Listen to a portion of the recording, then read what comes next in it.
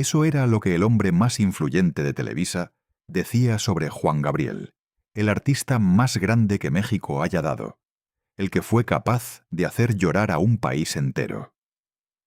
Y alguien lo defendió. No fue un activista, no fue la audiencia, no fue ningún colega del medio. Fue precisamente el mismo hombre que arrasaba con las carreras ajenas de un solo comentario. El mismo que humilló a Thalía llamándola corrientota cuando tenía apenas 18 años. El mismo que vetó a Cepillín por 5 palabras. Raúl Velasco. Durante casi 3 décadas, él fue la entrada a la televisión mexicana. Y cuando esa entrada se bloqueaba, tu vida profesional se terminaba. Porque una noche, en plena transmisión, Raúl Velasco le permitió cantar a un hombre durante 30 segundos. 30. Y luego lo hizo pedazos ante millones de personas. Lo llamó afeminado.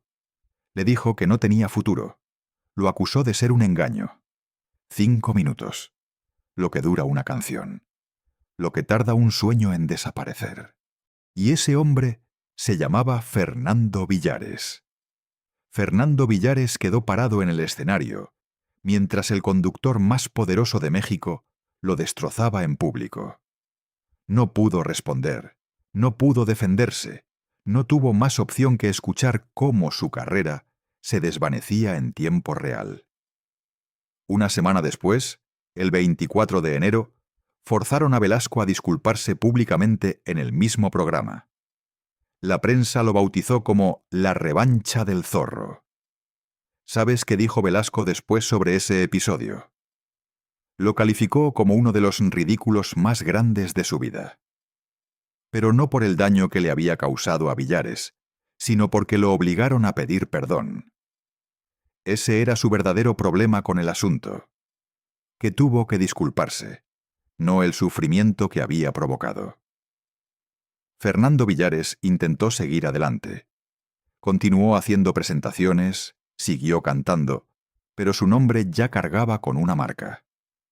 Raúl Velasco había sentenciado que no tenía futuro, y en aquella época lo que Velasco decía era ley. Con el tiempo abandonó la música, se marchó a Cancún y se dedicó a la política. En marzo de 2017 murió de un derrame cerebral. Tenía 62 años. Durante 35 de esos años, cargó con la humillación que Velasco le obsequió en 5 minutos de televisión. 35 años, más de 12.000 días, toda una vida con esa memoria encima. Y Velasco ni siquiera lo mencionaba entre sus remordimientos. Pero el zorro no fue el único. Hubo cientos, quizás miles. Si te gusta este contenido, suscríbete para no perderte ninguna historia oculta. Artistas humillados en vivo, carreras destruidas de un comentario, mujeres obligadas a aguantar insinuaciones sexuales frente a las cámaras, estrellas vetadas por atreverse a exigir lo que les correspondía, sueños aplastados porque un hombre tuvo un mal día. Y detrás de todo eso, algo mucho más sombrío. Un sistema que utilizaba a las actrices como mercancía. El catálogo sexual de Televisa. Sí existió. No es un rumor, no es una leyenda urbana, no es chisme de pasillo. Kate del Castillo lo confirmó en su documental de 2019. Alejandra Ábalos lo confirmó en entrevistas. Mario Lafontaine, productor de Televisa durante 28 años, lo llamó el burdel más grande de México. Y Raúl Velasco, según múltiples testimonios, estaba en el centro de todo. Hoy vas a conocer 4 cosas que nadie te ha contado con todos los detalles. Te avisaré cuando llegue cada una. Primero, las palabras exactas que Emilio Azcárraga Milmo, el dueño de Televisa, usaba para referirse a Juan Gabriel, lo que el tigre quería hacer con el artista más querido de México. Y cómo Velasco, en una de las pocas veces en su vida, lo desafió. Esto va a transformar todo lo que crees saber sobre él. Segundo, las 5 palabras exactas que Cepillín le dijo a Velasco en un pasillo de Televisa. Solo 5 palabras. Cuando las escuches vas a entender por qué Velasco lo persiguió durante años hasta destruirle la carrera. Tercero, el catálogo sexual, los precios exactos, los nombres de quienes hablaron, el lugar donde supuestamente ocurrían los encuentros. Esta es la parte más oscura de toda la historia. Y cuarto, la confesión que Raúl Velasco hizo en su última entrevista antes de morir. Las 7 palabras que resumen todo lo que fue, lo que admitió sobre sí mismo cuando ya no tenía nada que perder. ¿Y por qué esas 7 palabras no son una disculpa? Cada revelación llegará en su momento. No las voy a entregar todas de golpe, porque primero necesitas entender el contexto. Necesitas ver cómo se construyó este monstruo. Necesitas comprender de dónde venía ese poder. Y así, cuando llegue cada revelación, va a golpear con todo su peso. Pero primero, necesitas entender de dónde venía este hombre, porque nadie nace siendo déspota. Algo lo transforma en eso. Algo sucede en la vida de una persona para que termine disfrutando del poder de destruir a otros. Algo quiebra algo por dentro, y lo que se quiebra nunca termina de sanar. Hay un hilo en esta historia, un concepto que lo explica todo: la puerta. Raúl Velasco era la puerta. Si querías ser artista en México en los años 70, 80, 90, tenías que pasar por él. No había alternativa, no había plan B. Y él decidía si entrabas o te quedabas fuera. A Cepillín le dijo 5 palabras que destruyeron su carrera. Más adelante vas a entender exactamente qué ocurrió. A Joan Sebastián le dijo: «No tengo un momento para ti». Y esas palabras se convirtieron en una promesa. A Fernando Villares lo deshizo en 5 minutos. A Lucha Villa la vetó porque se atrevió a pedir un aumento. Ese poder, ese control absoluto. Ese era Raúl Velasco. Nació el 24 de abril de 1933 en Celaya, Guanajuato. Pobreza extrema. No la clase de pobreza de «no teníamos lujos». Pobreza de verdad. Pobreza de no saber si comerías al día siguiente.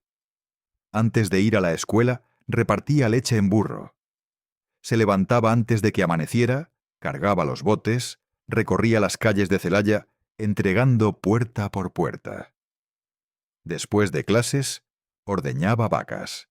Sus manos de niño aprendieron a trabajar antes que a escribir con soltura. Su ropa estaba remendada.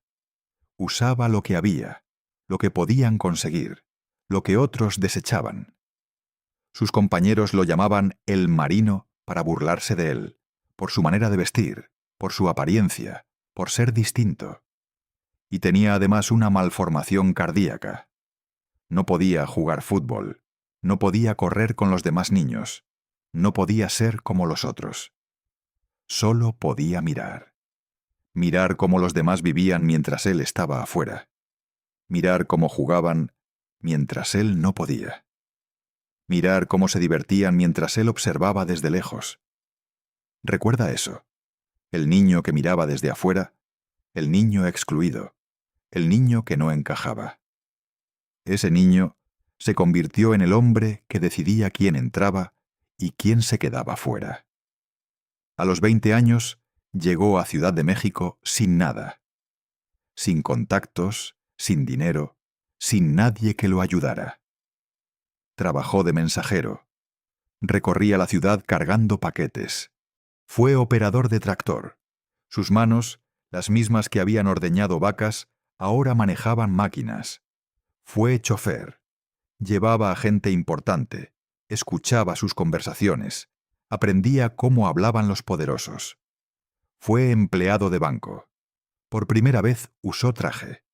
Por primera vez tuvo un escritorio, pero no era suficiente. Empezó a escribir, primero sobre deportes, luego sobre cine. Entrevistó a Pedro Infante, el ídolo de México. Entrevistó a María Félix, la diva de divas. Y aprendió algo crucial en esas entrevistas, que las estrellas también eran personas, que tenían inseguridades, que necesitaban aprobación, y aprendió que quien hace las preguntas tiene el poder. El entrevistado puede ser famoso, puede llenar estadios, puede ser la persona más importante del país. Pero quien hace las preguntas controla la conversación. Quien hace las preguntas decide qué se dice y qué no. Quien hace las preguntas tiene el poder real. Velasco nunca olvidó esa lección. La guardó, la usó, la convirtió en su arma. Y entonces llegó el encuentro que lo cambiaría todo, el que definiría el resto de su vida, el que lo convertiría en el hombre más poderoso de la televisión mexicana. Emilio Azcárraga Milmo, el Tigre. El apodo decía todo lo que necesitabas saber sobre él. El dueño de Televisa, el hombre más poderoso de los medios en México, el que controlaba lo que México veía, escuchaba y pensaba, el que podía levantar imperios o destruirlos con una llamada, el que años después diría algo que revelaría exactamente cómo pensaba sobre México. México es un país de una clase modesta, muy jodida, que no va a salir de jodida. Para la televisión es una obligación llevar diversión a esa gente y sacarla de su triste realidad. Una clase modesta, muy jodida, que no va a salir de jodida. Esa era la filosofía del hombre que controlaría a Velasco. Esa era la filosofía del sistema del que Velasco formaría parte. Azcárraga vio algo en Velasco. No sabemos con exactitud qué. Quizás reconoció la ambición, ese hambre que tienen los que vienen de abajo, esa necesidad de demostrar que son alguien, esa sed de poder que nunca se sacia. Quizás vio a alguien dispuesto a hacer lo necesario para triunfar, alguien sin límites, alguien que no haría preguntas incómodas.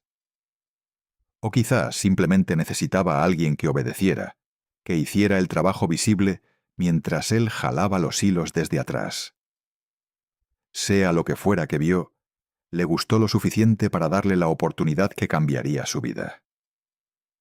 En 1969 nació Siempre en Domingo, un programa dominical, música, entrevistas, espectáculo, algo para que las familias mexicanas vieran juntas después de la comida. Nadie sabía que duraría 28 años, 1.480 emisiones, más de 10.000 horas de transmisión, 350 millones de espectadores en su mejor momento, más que toda la población de Estados Unidos, más que toda la población de Brasil. Siempre en Domingo no era solo un programa, era la puerta, la única puerta que importaba. Si querías ser artista en el mundo hispanohablante, tenías que pasar por el escenario de Raúl Velasco. Luis Miguel pasó por ahí, Thalía pasó por ahí, Juan Gabriel pasó por ahí, José José, Emmanuel, Gloria Trevi, Paulina Rubio, Shakira pasó por ahí antes de conquistar el mundo. Ricky Martin pasó por ahí antes de Living la Vida Loca. Chayanne pasó por ahí antes de hacer suspirar a millones. Todos. Absolutamente todos. Y Raúl Velasco decidía quién entraba. Él tenía la llave. Él abría la puerta o la cerraba para siempre. «Aquí no hago estrellas», le dijo a Cepillín cuando le pidió una oportunidad. «Aquí presento puras estrellas». Esa frase lo definía. No te ayudaba a subir. Él decidía si merecías estar arriba. Y si no le gustabas, si no le caías bien, si tuviste la mala suerte de cruzarte con él en un mal día, no había nada que pudieras hacer. Las historias circulaban entre los artistas. Ten cuidado con Velasco. No lo mires a los ojos. Sonríe aunque te insulte. Era como ir a la corte de un rey medieval que podía hacerte noble o mandarte al calabozo con un gesto. El niño pobre de Celaya ahora tenía el poder que nunca tuvo. El niño que miraba desde afuera ahora decidía quién entraba al juego. Y lo usó. Vaya que lo usó. Pero había algo peor que no ser invitado a Siempre en Domingo. Mucho peor. Ser invitado y humillado frente a millones. Porque cuando Raúl Velasco decidía destrozarte, Lo hacía en vivo, sin aviso, sin piedad, sin que pudieras defenderte. Thalía tenía 18 años. 18 años.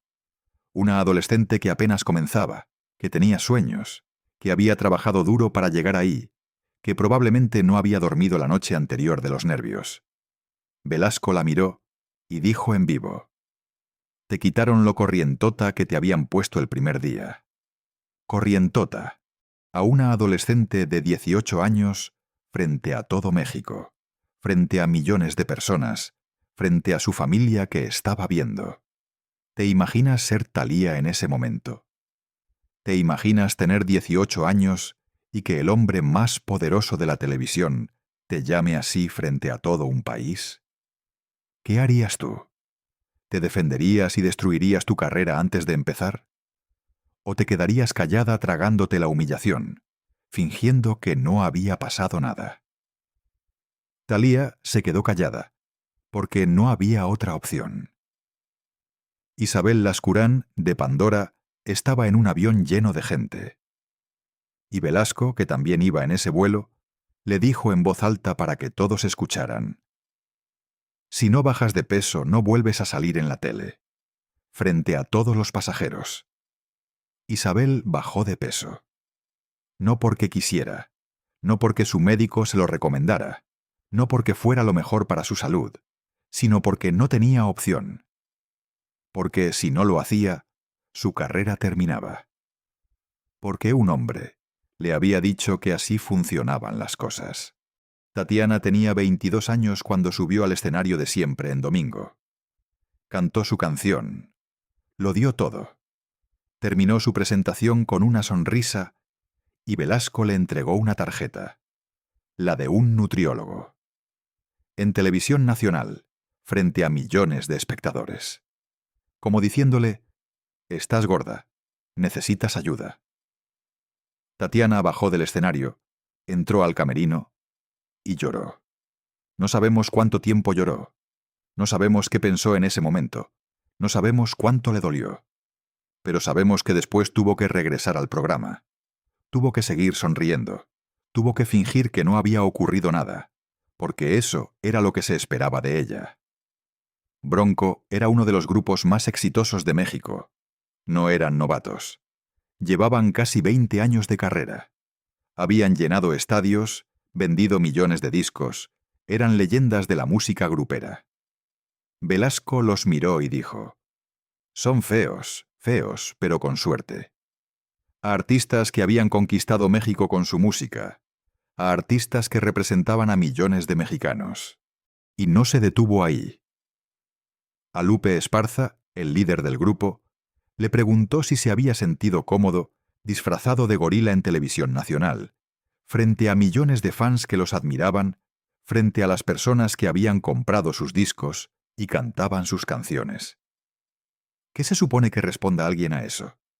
¿Cómo te defiendes de una humillación así? Lupe Esparza no podía levantarse y golpearlo. No podía insultarlo de vuelta. No podía siquiera enojarse visiblemente. Porque Velasco todavía tenía el poder. Porque Bronco todavía necesitaba aparecer en televisión. Porque el sistema todavía funcionaba así. Tuvo que tragarse la humillación con una sonrisa. Y no fueron los únicos.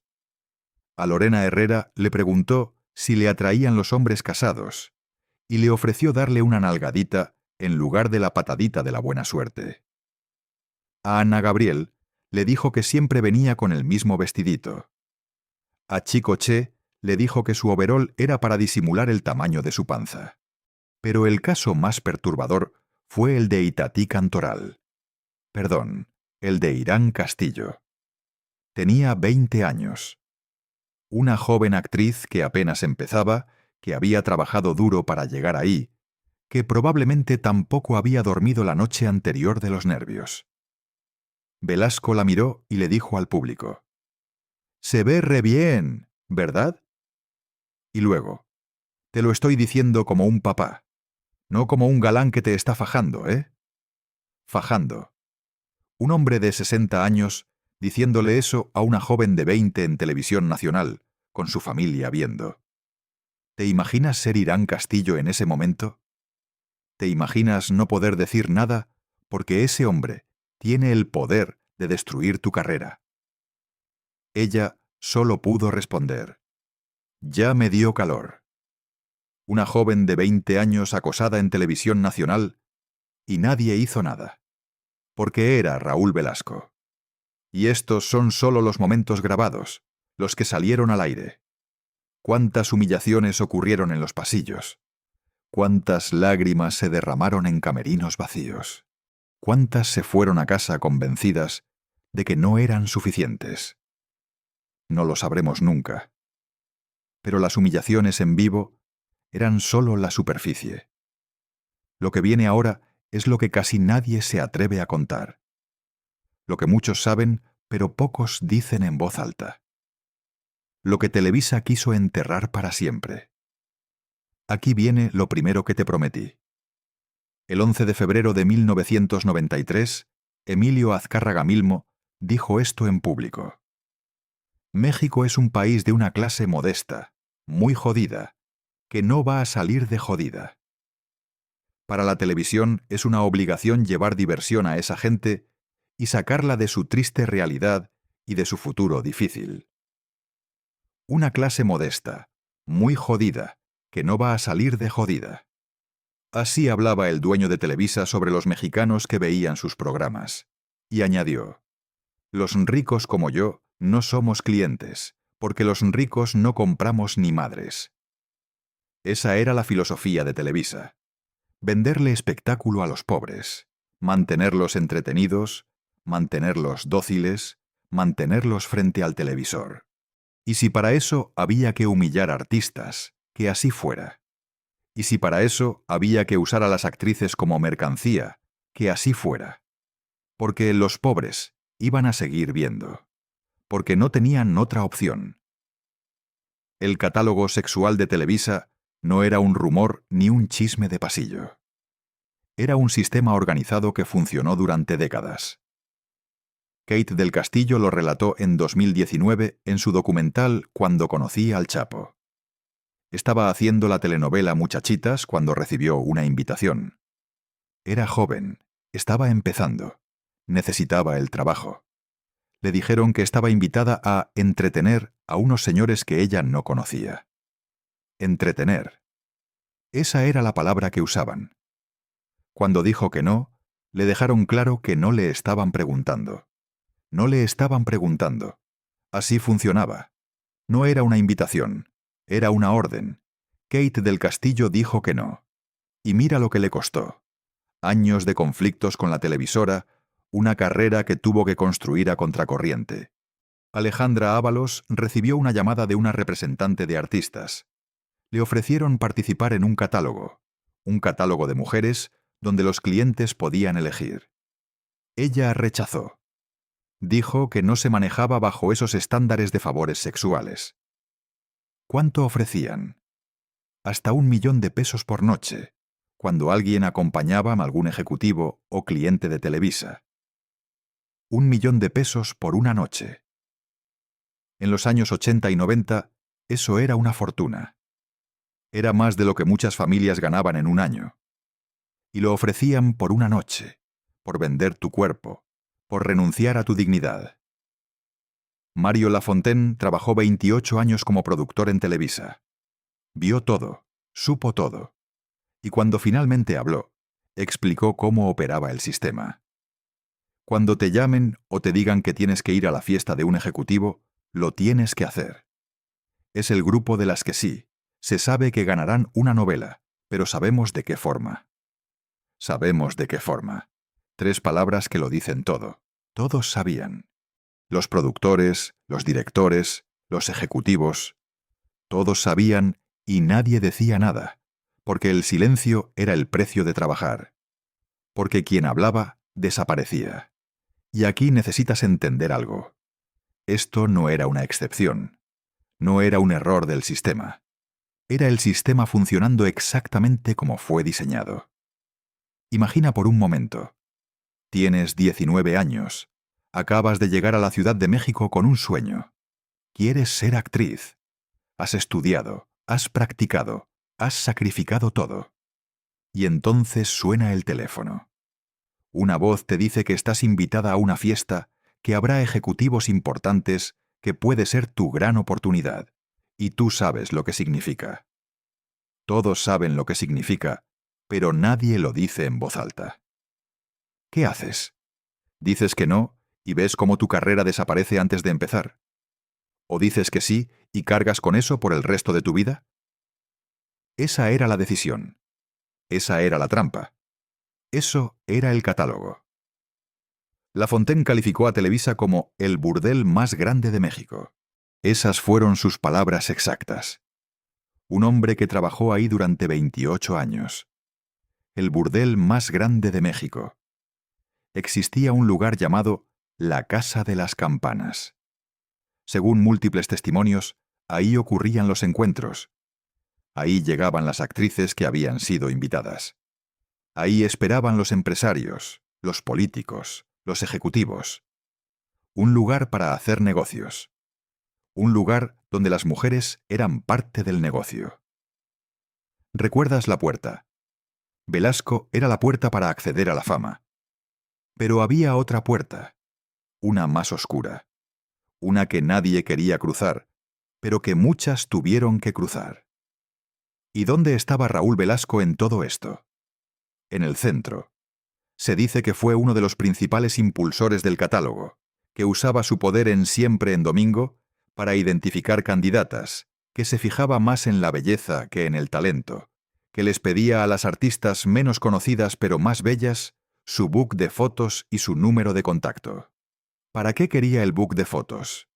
¿Para qué quería el número de contacto? No era para programarlas en Siempre en Domingo. Marisol Santa Cruz lo confirmó. A mí me hablaron para pertenecer. Yo pensé que era broma, pero fue una realidad. Era ser dama de compañía de alguien. Era prestarse a pasar una noche, obviamente, teniendo relaciones sexuales con alguna persona. Y añadió algo que todas sabían, pero nadie decía en voz alta. Siempre había favoritismo. Uno se preguntaba, ¿por qué no se quedó la mejor? ¿Por qué ella, si no actúa bien? ¿Por qué ella? Ahora lo sabían. Las que actuaban mejor se quedaban sin papel. Las que acompañaban a alguien conseguían el protagónico. Ese era el sistema. Y no podían hacer nada. Porque si te quejabas, desaparecías. Porque si hablabas, tu carrera terminaba. Porque el silencio era el precio de trabajar.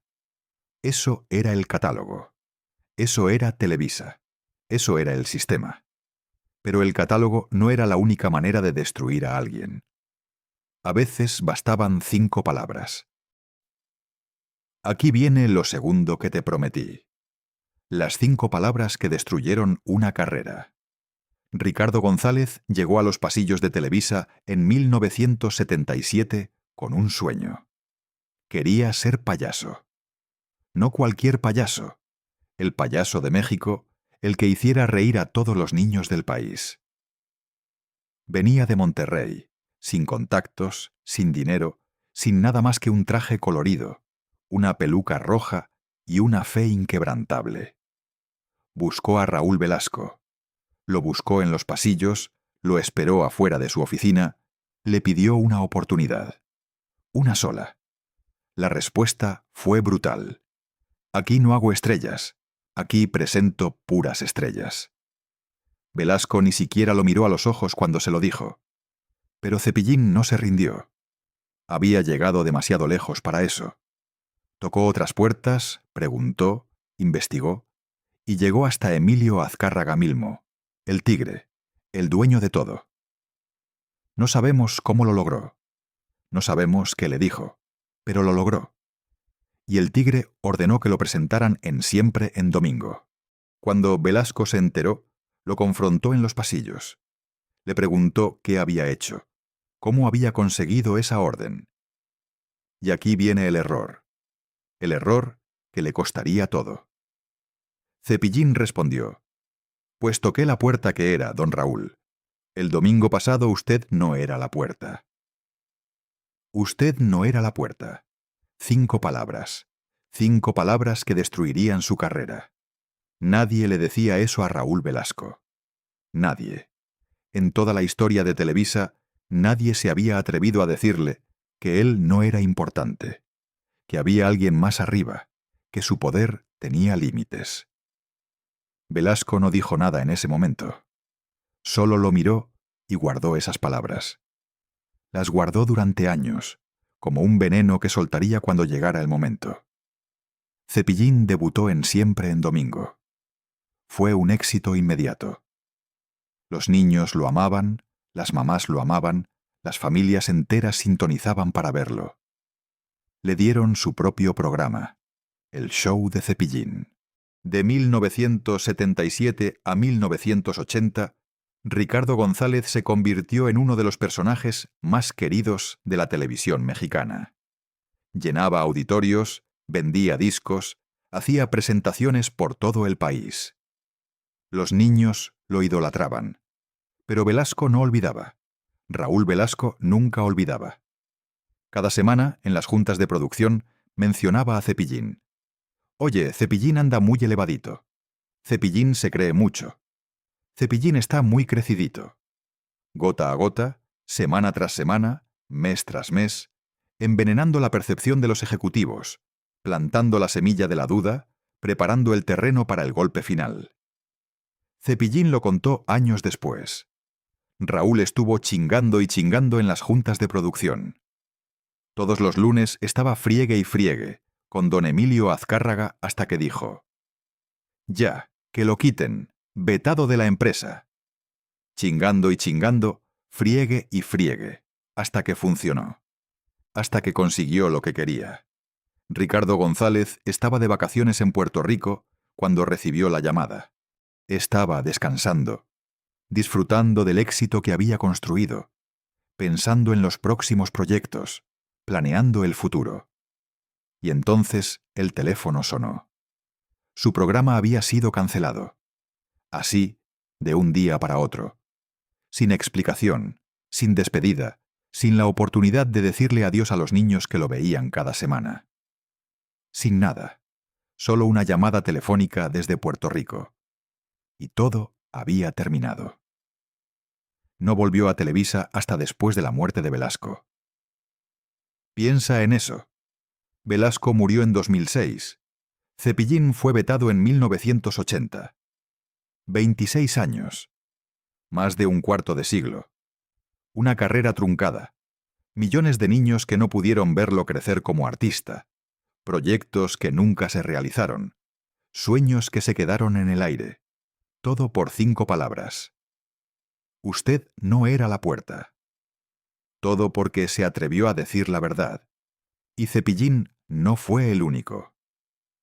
Lucha Villa pagó un precio similar. La grandota de Camargo era una estrella de Siempre en Domingo.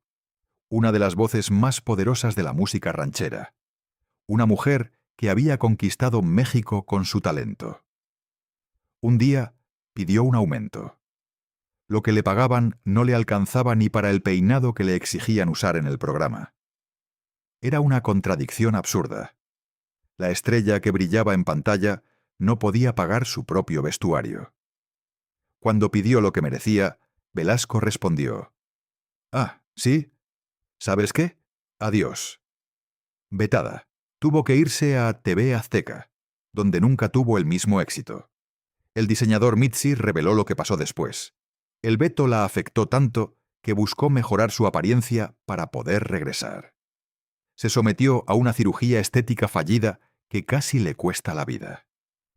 Una cirugía que salió mal porque quería volver, porque no podía aceptar que todo había terminado, porque creía que si se veía diferente, tal vez Velasco la perdonaría. La operación salió mal, casi muere. Su carrera nunca se recuperó del todo. Y todo porque pidió que le pagaran lo que valía. Quizá tú también has pedido algo que merecías. Quizá a ti también te castigaron por atreverte a decir que vales más. Quizá tú también has visto cómo te cierran la puerta por no quedarte callada. Lucha Villa no hizo nada malo. Solo pidió lo que le correspondía. y pagó con su carrera, y casi paga con su vida. Pero ahora viene algo que va a transformar todo lo que piensas sobre Raúl Velasco. Todo. Porque hubo alguien a quien Velasco defendió. Alguien a quien protegió cuando nadie más lo hacía. Alguien por quien arriesgó todo. Alguien por quien se enfrentó al mismísimo Tigre Azcárraga. El hombre que lo había reclutado. El hombre que le había dado todo su poder. El hombre que podía destruirlo con una llamada telefónica. El hombre al que nunca jamás se atrevía a contradecir. Hasta que lo hizo. Por una sola persona. Y cuando te cuente quién era esa persona y qué dijo Azcárraga sobre él, vas a entender por qué esta es la revelación más importante de toda la historia. Aquí viene lo tercero que te prometí. El momento que lo cambia todo. Juan Gabriel, el divo de Juárez, Alberto Aguilera Valadez, el artista más querido de México, el más grande, el irrepetible, el único, amor eterno. Querida, hasta que te conocí. Se me olvidó otra vez. Canciones que se cantan en bodas, canciones que se cantan en funerales, canciones que hacen llorar a México entero cada vez que suenan. Juan Gabriel llenaba estadios en todo el continente. Sus conciertos duraban 5, 6 horas. Y la gente no se iba. La gente lloraba viéndolo cantar. La gente cantaba cada palabra con él. Era más que un artista. Era un fenómeno. Era una institución. Juan Gabriel era México. Y Emilio Azcárraga Milmo lo odiaba. Lo odiaba con todo su ser. En su última entrevista antes de morir, cuando ya no tenía nada que perder, cuando ya no le importaba quedar bien con nadie, Raúl Velasco reveló algo que había guardado durante décadas. Con Juan Gabriel jamás tuve enfrentamiento alguno. Eso sorprendió a muchos, porque había rumores de peleas entre ellos. Pero Velasco continuó.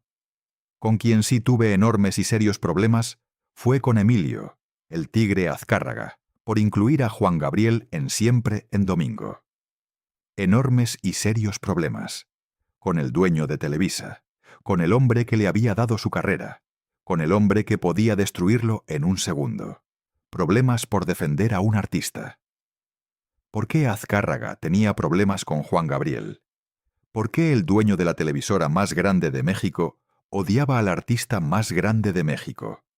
La respuesta de Velasco fue brutal en su honestidad. Lo llamaba con insultos homofóbicos y le exigía que lo sacara del programa. Esas eran las palabras exactas que el dueño de Televisa usaba para referirse a Juan Gabriel. El hombre más poderoso de los medios en México llamaba al artista más talentoso de su época con esos términos. Por su forma de caminar, por su forma de vestir, por su manera de moverse en el escenario, por su forma de expresarse, por su forma de ser. No porque cantara mal, no porque no tuviera talento, no porque no llenara estadios, no porque no vendiera millones de discos, sino porque era diferente, porque no encajaba en lo que Azcárraga consideraba normal, porque su manera de ser incomodaba al hombre más poderoso de los medios. Velasco explicó más. En México tú triunfas y te tiran las pedradas. Como no le podían criticar ni que cantaba mal, ni que era mal compositor, se empezaron a agarrar de sus amaneramientos y me bloqueaban el teléfono. Le bloqueaban el teléfono. Cada vez que programaba a Juan Gabriel, Azcárraga le marcaba. Cada vez que anunciaba que vendría al programa, comenzaba la presión. Llamadas, mensajes, exigencias, presión constante para sacarlo del aire, para borrarlo de la televisión, para que México no viera a Juan Gabriel en Siempre en Domingo. Y aquí viene algo que no esperarías de Raúl Velasco. Algo que no encaja con todo lo demás que te he contado. El mismo hombre que humillaba a artistas por su peso. El mismo que destruía carreras con un comentario. El mismo que había mandado a Cepillín al exilio por 5 palabras. Ese hombre defendió a Juan Gabriel.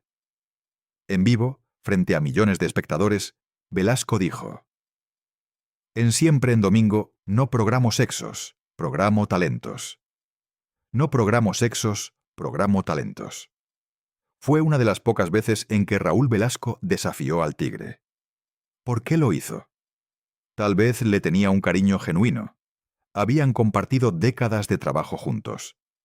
Tal vez respetaba su talento de una manera que no respetaba el de otros.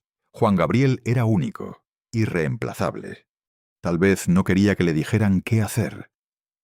O tal vez, en algún rincón de su alma, recordó lo que era ser el diferente, el niño pobre, el mal vestido, el enfermo, el que no encajaba. Tal vez en Juan Gabriel vio algo de sí mismo.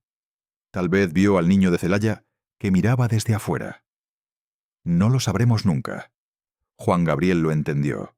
Entendió que Velasco lo había defendido. Entendió que no todos en Televisa eran iguales. Pero también entendió que el sistema era el problema. Años después declaró: Televisa no me vetó. Yo veté a Televisa. Son ingratos. A México se le conoce por su historia, por su arte. No se le conoce por Televisa. El hombre a quien Azcárraga insultaba terminó siendo más grande que toda la televisora, más grande que el Tigre, más grande que Velasco, más grande que todos ellos juntos. Juan Gabriel murió como leyenda el 28 de agosto de 2016. México lloró durante días. Las calles se llenaron de gente cantando sus canciones. Los altares improvisados aparecieron por todo el país. Amor Eterno sonó en cada rincón de Latinoamérica. Y Televisa, la empresa que lo quería fuera del aire, transmitió su funeral. Porque ya no tenían opción. Porque Juan Gabriel era demasiado grande para ignorar. Porque el talento, al final, siempre gana. Esa fue la única vez que Velasco desafió al sistema por alguien más. La única vez que arriesgó algo. Pero hubo otro momento. Un momento diferente.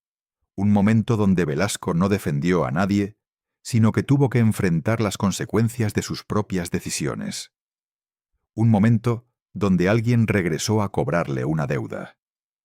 Joan Sebastián era una estrella consolidada cuando subió al escenario de Siempre en Domingo en los años 90. El rey del jaripeo, José Manuel Figueroa. El hombre que había conquistado México con canciones rancheras que hacían llorar y bailar al mismo tiempo. Tenía éxito, tenía fama, tenía Grammys latinos, tenía todo lo que siempre había soñado. Pero guardaba un recuerdo. Un recuerdo que no había olvidado durante décadas. Un recuerdo que necesitaba sacar. Frente a millones de espectadores, frente a todo México, le dijo a Velasco: Quiero comentarte que hace muchos años, en los inicios de tu programa, había un muchacho soñador que se te acercaba mucho y te daba lata por los pasillos. Velasco lo escuchaba. No sabía a dónde iba esto. No sabía lo que venía.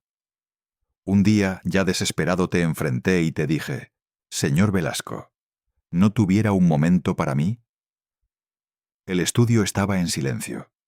El público contenía la respiración. Una pausa. Me dijiste: No tengo un momento para ti. Estoy muy ocupado. 7 palabras. 7 palabras que habían perseguido a Joan Sebastián durante años. 7 palabras que pudieron haber destruido a cualquier otro. Pero no a él. En ese momento me hice una promesa. Me juré, sin coraje, con mucha fe, que un día ibas a tener tiempo para mí. Y ahí estaba. El muchacho soñador de los pasillos convertido en estrella. El que había sido rechazado ahora triunfando. El que había jurado volver cumpliendo su promesa. El que había prometido que Velasco tendría tiempo para él, demostrando que sí. Ese era el poder de una promesa. Ese era el poder de no rendirse. Ese era el poder de convertir el rechazo en combustible. Velasco, visiblemente conmovido, respondió. Por primera vez se le veía vulnerable. Por primera vez no era él quien tenía el control. Por primera vez era él quien tenía que dar explicaciones. Permíteme que te pida perdón. Perdón, Raúl Velasco pidiendo perdón en televisión nacional frente a millones. Porque muchas veces uno no abre su corazón y no está receptivo a las personas por las ocupaciones, pero no podemos estar tan ocupados como para cerrar el corazón a un ser humano. Se abrazaron mientras el público aplaudía. Un abrazo genuino, o al menos lo pareció. ¿Había cambiado realmente? ¿Era sincero ese perdón? ¿O solo reconoció su error porque Joan Sebastián ya era demasiado famoso para ignorar? Porque Velasco nunca le pidió perdón al zorro. Nunca llamó a Fernando Villares para disculparse. Nunca reconoció públicamente que había destruido su carrera de forma injusta. Nunca dijo «me equivoqué» sobre la noche del 17 de enero de 1982. ¿Por qué? Porque Fernando Villares no se convirtió en estrella. Porque Fernando Villares no tuvo la oportunidad de regresar triunfante. Porque Fernando Villares no pudo pararse frente a él y decirle «Me prometí que un día ibas a tener tiempo para mí». ¿Cuántos otros muchachos soñadores recibieron el mismo «no tengo un momento para ti» y nunca volvieron? ¿Cuántos abandonaron sus sueños después de toparse con esa puerta cerrada? ¿Cuántos regresaron a sus pueblos, a sus ciudades, a sus vidas normales, cargando con el peso de un sueño roto? ¿Cuántos se preguntaron por el resto de sus vidas qué habría pasado si Velasco les hubiera dado una oportunidad? No lo sabremos nunca. Sus nombres se perdieron. Sus historias nunca se contaron. Solo sabemos de los que triunfaron a pesar de todo, y de los pocos como Fernando Villares, cuya humillación fue tan pública que quedó grabada para siempre. Joan Sebastián pudo confrontarlo porque había triunfado a pesar de Velasco. Fernando Villares no pudo hacerlo, porque Velasco lo destruyó antes de que pudiera triunfar. Esa es la diferencia. Esa es la injusticia. Los que triunfan pueden regresar a pedir cuentas. Los que son destruidos antes de despegar nunca tienen esa oportunidad. Aquí viene lo cuarto que te prometí. La caída del hombre más poderoso de la televisión mexicana. A principios de los años 90, cuando todavía estaba en la cima, cuando todavía decidía quién triunfaba y quién fracasaba, Raúl Velasco recibió una transfusión sanguínea. Era un procedimiento de rutina, nada de qué preocuparse, excepto que la sangre estaba contaminada. Hepatitis C, un virus silencioso que destruye el hígado lentamente, sin síntomas al principio, sin aviso, sin señales de alarma. En esa época había muy poca información sobre el virus. No sabían cómo tratarlo, no sabían qué esperar. Entre 1994 y 1995, su salud comenzó a deteriorarse. El hombre que había dominado la televisión mexicana empezaba a apagarse. Pero seguía trabajando. Seguía haciendo Siempre en Domingo. Seguía siendo Raúl Velasco frente a las cámaras, aunque su cuerpo lo traicionaba. En 1998 desarrolló cirrosis hepática. Su hígado estaba muriendo. Y si su hígado moría, él moría. Necesitaba un trasplante. Necesitaba que alguien muriera para que él pudiera vivir. Lo consiguió. El donador fue un policía de Estados Unidos que había fallecido en un accidente. Un hombre que probablemente nunca vio, Siempre en Domingo. Un hombre que nunca supo que su muerte le daría más años de vida al conductor más polémico de México. Pero aunque Velasco sobrevivió, ya era tarde para Siempre en Domingo. El programa estaba muriendo junto con él. Los ratings ya no eran lo que fueron. La audiencia había cambiado. México había cambiado. El 19 de abril de 1998, después de 1480 emisiones, el programa terminó. 28 años al aire. 10.000 días de transmisiones. miles de artistas que habían pasado por ese escenario. Todo terminó. No con una celebración espectacular, no con un gran final. Simplemente terminó. 8 meses después, el 18 de diciembre de 1998, Velasco renunció a Televisa por fax. Un fax. Después de casi 3 décadas de ser el rostro de la televisora, se despidió con un fax. Citó diferencias irreconciliables con la administración de Emilio Azcárraga Llán, el hijo del tigre. El tigre había muerto en 1997, y con él había muerto la protección que Velasco tenía. El hijo no tenía la misma relación con él. El hijo tenía otros planes.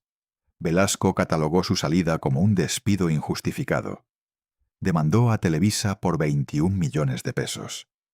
Por casi 30 años de trabajo. Perdió el caso. Televisa ganó. El sistema que él había representado lo devoró al final. El que había humillado a cientos de artistas fue desechado cuando ya no servía. El que había cerrado puertas vio cómo le cerraban la puerta a él. El que había dicho, aquí presento puras estrellas, fue tratado como si nunca hubiera sido una estrella. El que había decidido quién merecía una oportunidad, ya no tenía oportunidades. La puerta que él había controlado durante tanto tiempo, ahora estaba cerrada para él. Cerrada de golpe, como él había cerrado tantas puertas a tantos soñadores. Se retiró a su casa en Acapulco, lejos de los reflectores, lejos de las cámaras, lejos del escenario donde había sido el rey, lejos del poder que había ejercido durante tanto tiempo. Sufría afecciones cardíacas, dolores abdominales, pérdida de memoria. El virus seguía ahí. El hígado trasplantado no era inmune a la enfermedad. Cada día era una batalla. Cada día un recordatorio de su mortalidad. En su última entrevista, cuando ya no tenía nada que perder, cuando la muerte estaba cerca, confesó algo que pocas veces había admitido. Desde 1998 he vivido una transición muy difícil. La recuperación después de mi trasplante ha sido lenta y existen limitantes, como la memoria. Limitantes como la memoria. El hombre que había memorizado los nombres de miles de artistas estaba perdiendo la memoria. El hombre que recordaba cada insulto que le habían hecho de niño estaba olvidando. Y dijo algo más. Me habría gustado devolver la donación que recibí, pues debido a que padezco hepatitis C, mi sangre puede contaminar a cualquier paciente. Quería devolver el hígado que le había dado más años de vida. Piensa en eso. Un hombre que había luchado por sobrevivir, que había esperado un trasplante, que había recibido el regalo de más tiempo, quería devolverlo, porque sentía que no lo merecía, o porque la enfermedad lo hacía sentir como una carga, o porque al final el hombre que había juzgado a tantos estaba juzgándose a sí mismo. Y dijo algo más. Las 7 palabras que te prometí. La televisión me hizo perder el piso. Perder el piso. 7 palabras que resumen todo. Después de todas las humillaciones que había dado, después de todos los vetos que había ordenado, después de todas las carreras que había destruido. La televisión me hizo perder el piso. ¿Era una disculpa? ¿Era arrepentimiento? No. Porque el piso no se pierde solo. El piso se suelta. Y él eligió soltarlo. Cada humillación fue una elección. Cada veto fue una elección. Cada carrera destruida fue una elección. Nadie lo obligó. El sistema no lo forzó. Él era el sistema. El 26 de noviembre de 2006, a las 7:45 de la mañana, Raúl Velasco murió mientras dormía. Estaba en su casa de Acapulco. Lo rodeaban su esposa Dorle y sus hijos. Tenía 73 años. Murió en paz. Murió rodeado de amor. Murió en su cama, en su casa, con su familia. más de lo que muchos de los que humilló pudieron tener. Fernando Villares murió solo con su humillación. Muchas de las actrices del catálogo nunca encontraron paz. Muchos de los artistas vetados nunca se recuperaron. Pero Velasco murió tranquilo. Así funciona el mundo a veces. Los que causan daño mueren en paz. Los que reciben el daño cargan con él para siempre. Televisa ya no es lo que era. La empresa que dominó la televisión mexicana durante décadas ahora compite con Netflix, con YouTube, con TikTok. Los ratings que siempre en domingo alcanzaba son imposibles hoy. El poder que Velasco tuvo ya no existe. La puerta ya no existe. El sistema que representó se derrumbó. Ya nadie necesita pasar por un solo programa para ser famoso. Puedes subir un video a YouTube y volverte viral. Puedes publicar una canción en Spotify sin pedirle permiso a nadie.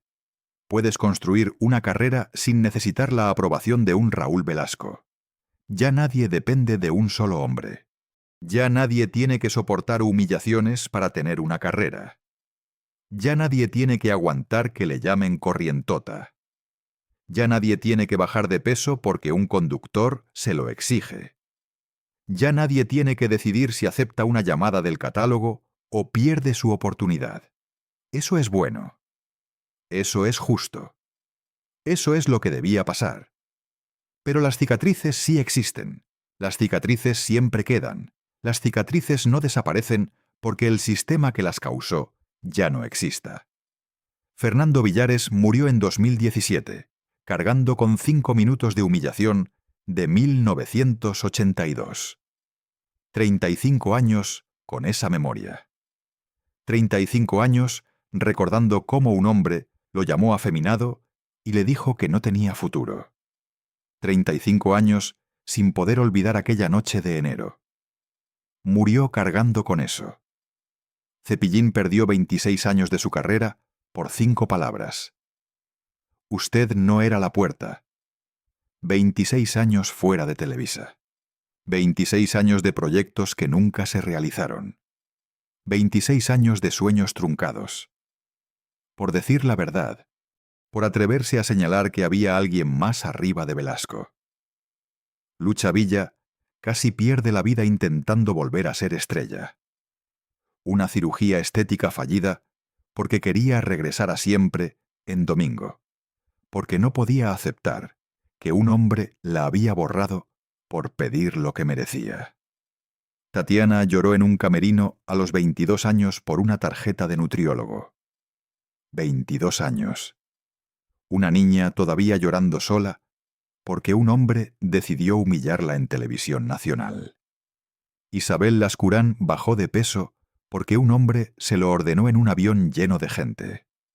No porque quisiera. No porque su médico se lo recomendara. Porque no tenía opción. Y las actrices que recibieron la llamada del catálogo. Las que supieron que existía. Las que tuvieron que decidir. Las que dijeron que sí porque no tenían opción. Las que dijeron que sí porque necesitaban el trabajo. Las que dijeron que sí porque no sabían cómo decir que no. Las que dijeron que sí porque tenían miedo de lo que pasaría si decían que no.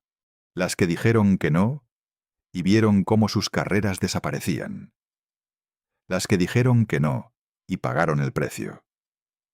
Las que nunca consiguieron los papeles que merecían. Las que todavía no hablan. Las que nunca hablarán. Las que se llevaron sus historias a la tumba. Las que siguen cargando con esos recuerdos cada día de su vida. Ellas también cargan con esas cicatrices. Y probablemente siempre lo harán hasta el día de su muerte. Porque esas cicatrices no desaparecen. Porque esos recuerdos no se borran. Porque el daño ya está hecho. Y no hay forma de deshacerlo. Quizá tú también las conoces. Quizá mientras escuchas esta historia, algo se mueve dentro de ti. Algo que reconoces. Algo que has vivido. Algo que no has podido olvidar. Quizá tú también sabes lo que es estar frente a alguien que tiene poder sobre tu futuro. un jefe que puede despedirte sin razón, un familiar que controla el dinero, un maestro que decide si pasas o repruebas, un supervisor que puede hacerte la vida imposible, alguien que tiene algo que tú necesitas y puede dártelo o negártelo según su voluntad, según su humor, según su capricho. Quizá tú también has tenido que sonreír cuando querías gritar. Has tenido que callar cuando querías explotar. Has tenido que aguantar cuando querías salir corriendo. Has tenido que fingir que todo estaba bien cuando por dentro te morías.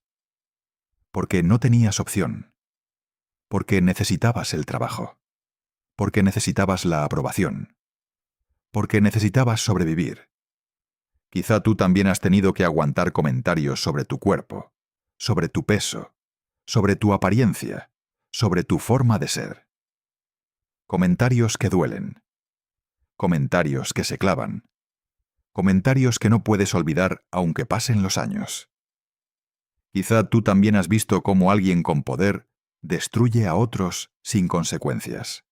Has visto la injusticia y no has podido hacer nada, porque el sistema protege a los poderosos, porque quejarse significa convertirse en el siguiente blanco, porque así funciona el poder cuando no tiene contrapeso, porque así funciona el mundo cuando una sola persona decide quién merece una oportunidad, porque así funciona la injusticia cuando nadie la detiene. Raúl Velasco fue un hombre de contradicciones. El niño pobre de Celaya que se convirtió en déspota. El que creció siendo humillado y terminó humillando. El que no encajaba de niño y decidió que él determinaría quién encajaba de adulto. El defensor de Juan Gabriel que humillaba a otros por su apariencia. El que dijo, no programo sexos, programo talentos. Y después llamó corrientota a Thalía. El que defendió a un artista del homofobismo del dueño de Televisa y destruyó la carrera del Zorro llamándolo afeminado. El creador de estrellas que arrasó carreras sin piedad. El que lanzó a Luis Miguel, a Shakira, a Ricky Martin. Y el que hundió a Cepillín, a Lucha Villa, a Fernando Villares. El que podía hacer reyes y el que podía fabricar cadáveres profesionales. El que pidió perdón a Joan Sebastián, pero nunca se disculpó con el Zorro. El que admitió que la televisión le hizo perder el piso, pero nunca explicó qué había debajo de ese piso. Raúl Velasco nació pobre en Celaya. El niño que repartía leche en burro antes del amanecer. El niño que ordeñaba vacas con manos pequeñas. El niño que usaba ropa remendada y era blanco de burlas. El niño al que llamaban el marino para humillarlo.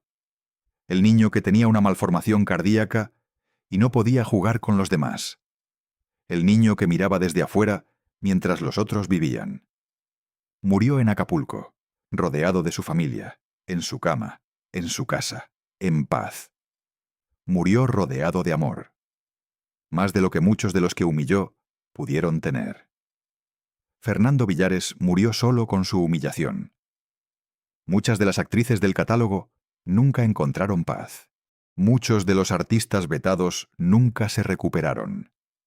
Pero Velasco murió tranquilo. Así funciona el mundo a veces. Los que causan daño mueren en paz. Los que reciben el daño cargan con él para siempre.